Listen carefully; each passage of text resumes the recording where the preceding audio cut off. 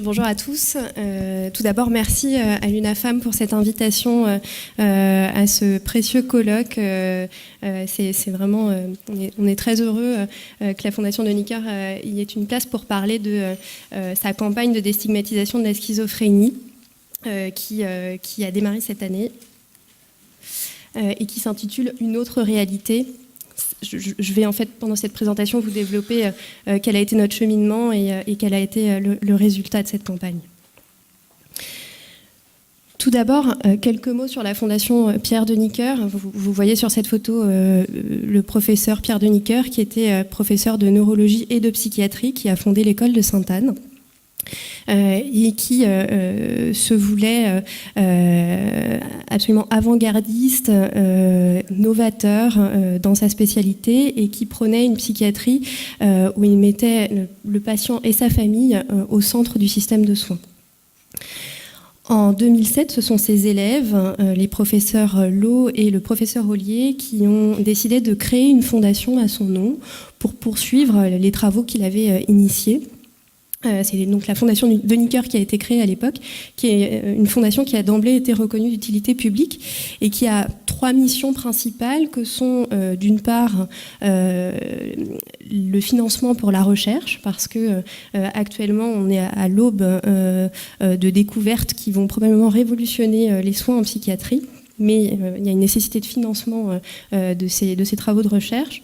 Un deuxième objectif était celui d'informer le grand public, d'informer les réseaux de soins sur tout ce qui est possible en termes de prise en charge pour nos patients. Et le troisième point était un point sur la déstigmatisation, point sur lequel nous allons nous concentrer pour cette présentation. Alors, on est parti d'un constat. Un constat qu'on a en tête depuis assez longtemps, mais qui a été objectivé par finalement assez peu d'études. Il y en a une relativement récente qui a été faite par Ipsos pour la Fondation Falleret, qui montre que largement plus de la moitié des Français pensent que toute personne qui souffre de problèmes de santé mentale constitue un danger pour les autres. Et quand je parle de problèmes de santé mentale, c'est au sens large, sans qualifier la pathologie concernée. Or, ce que l'on sait, sans que ça ait été objectivé par de tels chiffres, c'est que la schizophrénie est la maladie mentale qui est la plus stigmatisante. Les stigmates, on en a entendu parler cet après-midi, mais ce sont des stigmates liés aux représentations que l'on a tous via les films. On pense à Anthony Hopkins, on pense, quand on interroge la population générale, à dédoublement de la personnalité. On pense à tout un tas de choses qui en fait ne définissent absolument pas la pathologie. Donc tout le monde croit savoir ce que c'est que la schizophrénie, mais en fait non. Ce que l'on connaît uniquement, ce sont les stigmates de cette pathologie. Donc on a eu la chance de pouvoir travailler avec l'équipe Publicis qui regroupe plusieurs catégories, dont l'agence de publicité Marcel, dont la directrice artistique est Anne de Maupeou, qui est une femme absolument brillante, qui a un certain nombre de prix et une renommée dans son domaine qui est particulièrement important. On a travaillé donc avec cette branche de Publicis, avec Publicis Média également, et avec Publicis Consultant pour tout ce qui était relations presse, que je développerai plus tard. Nous, on est arrivé avec trois objectifs principaux. Le premier était de faire changer le regard sur la schizophrénie. Le second était d'informer sur les avancées des soins pour montrer qu'il y a un espoir, montrer qu'une prise en charge précoce permet une amélioration de la qualité de vie, permet une réhabilitation. Et enfin, le dernier point était de faire une campagne pour collecter aussi des fonds, pour faire avancer la recherche et avancer sur ces progrès dans les soins. Et là, on a été à une réunion qui nous a particulièrement surpris. C'est que l'agence Marcel a fait le relevé de ce qui était médiatisé chez nos patients qui présentent des schizophrénies, c'est-à-dire que ce sont finalement des criminels, des tueurs, qu'on en entend parler exclusivement via ces stigmates et absolument pas d'une autre manière. Ce qui concerne par ailleurs un infime pourcentage de nos patients. Et ils nous ont dit, là, il va falloir faire une campagne assez choc. Pour que vous puissiez toucher la population générale, il va falloir inverser la vapeur et montrer que les patients ne font pas des victimes, mais sont des victimes à la fois de leur pathologie et du stigmate qui leur est lié. Donc, pour passer du bourreau à la victime, ils nous ont expliqué qu'il fallait chercher à montrer l'empathie, chercher à faire sentir la souffrance pour révéler l'individu.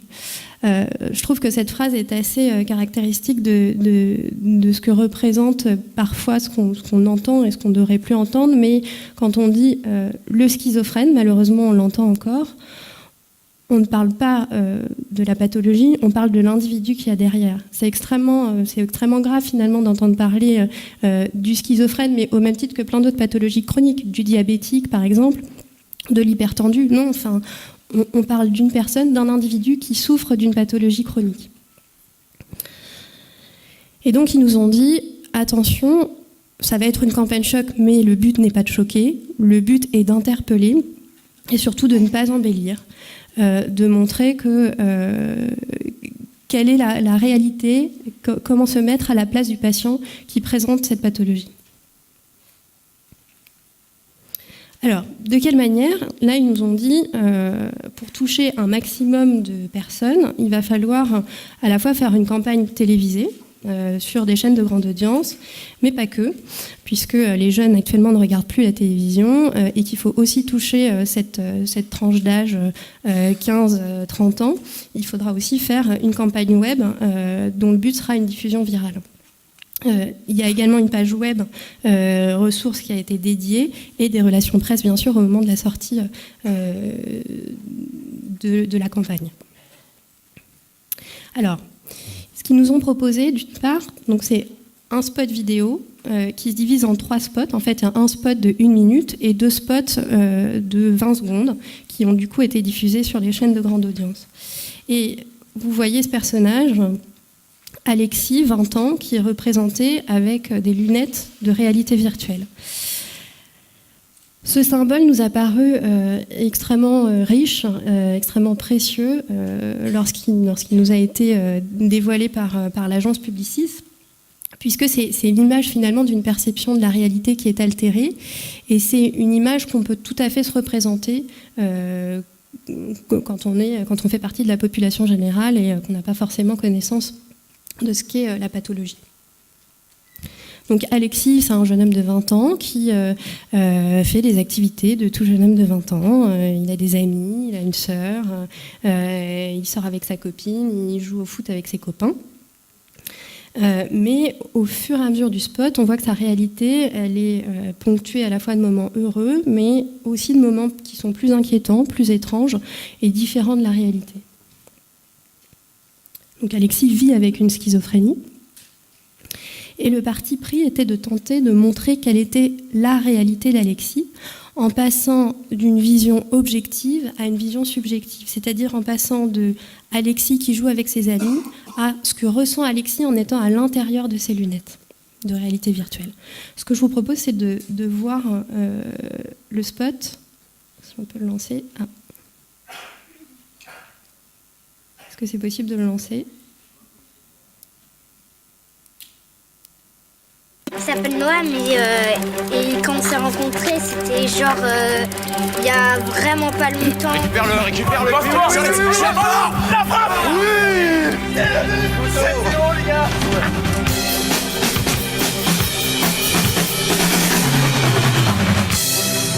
Et du coup, ma mère, elle a réagi trop tard. Quoi. Ouais. Elle me dit, est-ce que tu veux... Excuse-moi, on peut avoir de l'eau, s'il vous plaît. Et mon père. Joyeux anniversaire. Personne t'aime si t'entends. Cours, maintenant. Ici.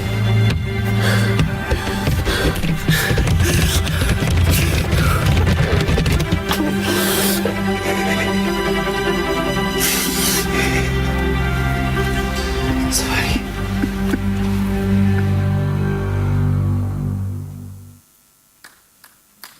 Voilà. Donc, être victime de schizophrénie, c'est être prisonnier d'une autre réalité. Je vous propose de voir tout de suite quelles ont été les retombées de cette campagne, en tout cas de cette première partie de campagne. Ah, alors, est-ce que vous pouvez lancer ?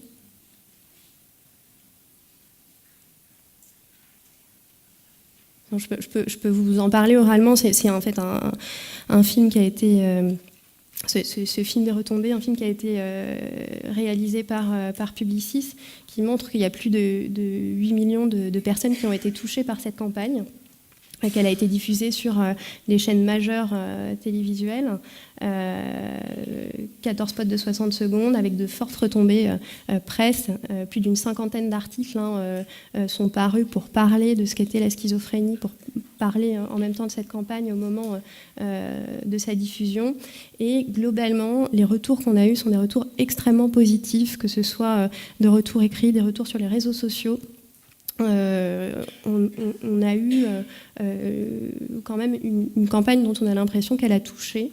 Et c'est, je ne pense pas l'avoir dit, mais c'est la première campagne qui touche le grand public, une première campagne d'information sur ce qu'est cette pathologie. Ce qui est absolument incroyable finalement en l'an 2018. Et alors, il y a une suite. D'une part, le spot a été diffusé, donc c'était courant mai 2018, et il va être rediffusé début novembre sur les chaînes de France Télévisions. Et d'autre part, va s'en suivre une autre partie de campagne qui va concerner les réseaux sociaux. Donc ce sera plus les réseaux sociaux type Twitter, où il y aura, je ne peux pas le dévoiler maintenant, mais il y aura une suite qui fera un rappel de cette première partie.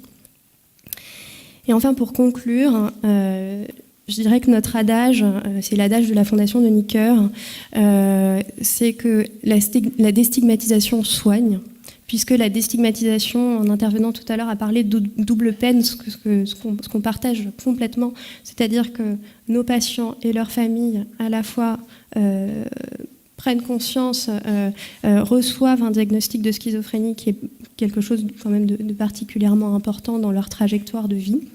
Ce que l'on sait, c'est que la stigmatisation retarde le diagnostic, donc retarde la prise en charge et retarde l'amélioration en termes de pronostic. Et enfin, en ce qui concerne la réhabilitation, c'est extrêmement important pour que ces patients qui souffrent puissent avoir une vie normative. C'est extrêmement important qu'ils soient bien accueillis dans notre société, ce qui n'est absolument pas le cas aujourd'hui.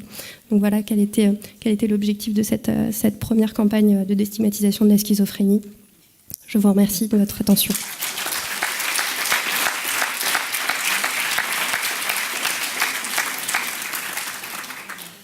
Merci beaucoup au docteur Smadja qui nous a entraînés dans les coulisses de l'histoire d'Alexis. Et avec être victime de schizophrénie, c'est être prisonnier d'une autre réalité. Je crois quelque chose de particulièrement évocateur. Et puis il est très impressionnant de savoir que c'est la première campagne de ce type pour la schizophrénie. C'est absolument hallucinant. Alors, on va poser assez peu de questions parce que, comme vous avez sûrement remarqué, on n'est pas du tout en avance. Donc, on va vous proposer une question. Ah, elle est partie, docteur Smadja? Non, elle n'est pas très loin.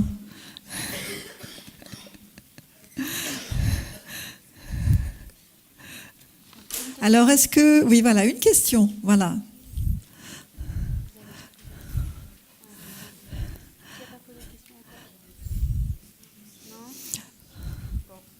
Bon, bah finalement, c'est bien comme ça. Oui, c'est une très bonne initiative, je trouve. Et parallèlement, moi, j'aimerais bien que, par exemple, par le biais d'associations, on fait aussi un appel en disant, par exemple, ne parlons plus de schizophrénie, bannir ce mot comme il a été fait dans le modèle japonais, par exemple, par l'intermédiaire de l'UNAFAM.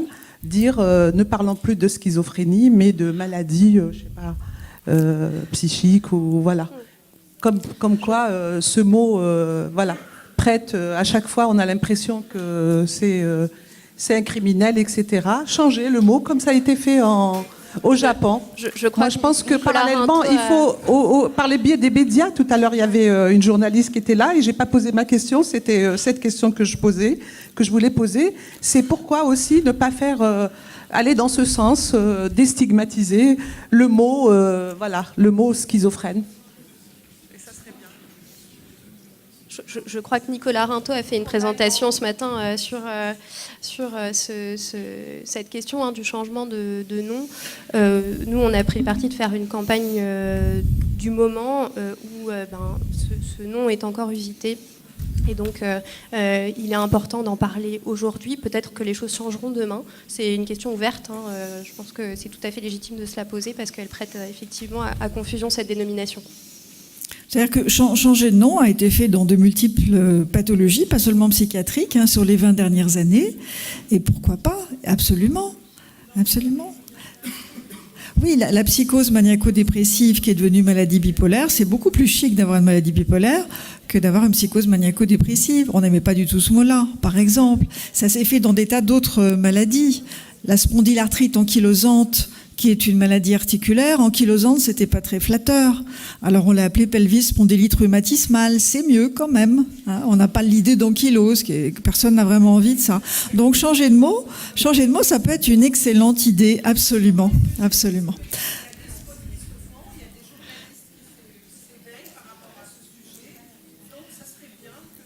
Voilà, je crois que c'est en discussion. C'est en discussion, tout le monde y pense, mais c'est pas un processus qu'on peut décider, en tout cas aujourd'hui entre nous.